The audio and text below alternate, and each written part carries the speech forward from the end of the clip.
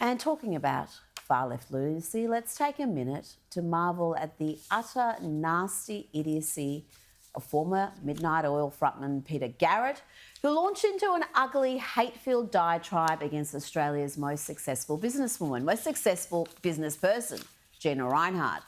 During last week's Perth Festival, the man Kevin Rudd elevated to the position of Environment Minister urged the audience to, and I quote, pretend they're dancing on Gina Rinehart's grave. What a despicable performance from a has-been against a woman whose contribution to this country dwarfs his meagre output. Wishing death on a woman who employs thousands of Australians, pays more tax than any other Australian, and is a generous supporter of numerous charitable causes is not just hateful, I would argue it's misogynistic. Because Peter Garrett did not ask people to imagine they were dancing on Twiggy Forrest's grave or Clive Palmer or a number of other male billionaire mining figures. He saved his bile for the woman who took a struggling business beset by all sorts of serious financial issues and transformed it into a Goliath that exports record amounts of iron ore and is one of the country's biggest corporate taxpayers. Last financial year contributed more than $3.8 billion in federal and state taxes. What did Peter Garrett do last year, other than being a sanctimonious global warming hysteric, wishing death on a successful woman, really? I mean, I do wonder where the sisterhood is in all this. Where is the sisterhood who see misogyny everywhere? They see it when, I don't know, Tony Abbott looks at his watch, but they say nothing after these ugly comments.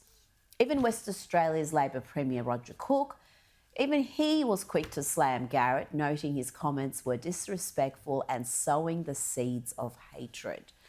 The truth is, Gina Rinehart would be a hero amongst feminists, a hero amongst the media and activist class, if she were just any sort of garden variety lefty, some virtue-singling lefty. But because she actually speaks common sense, because she advocates for policies that would benefit ordinary Australians, not the Point Piper Toorak set, well, she's attacked and she's maligned. And the media and activist class also give her no credit for the enormous generosity, the many causes she supports, often without fanfare, from backing athletes to the astonishing work of her foundation in Cambodia in helping impoverished girls, providing them with a safe home and education, the means to break the cycles of extreme poverty.